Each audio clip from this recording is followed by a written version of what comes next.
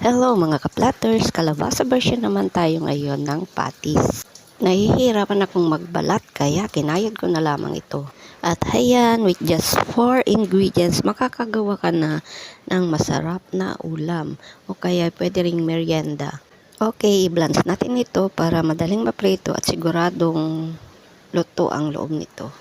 Hanguin at ihalo na yung chopped onions and 3 eggs. At syempre, pagdating sa usapang ukoy or patis, Ajinomoto crispy fry ang aking kapartner. Di mo na kailangan ng kung ano-anong spices dahil kompleto na yan. At ayan, haluing mabuti para magpantay yung pagka-distribute ng ingredients.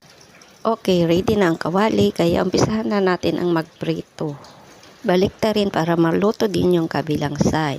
At ayan, ready na ang ating kalabasa patis. O diba, napakadaling gawin.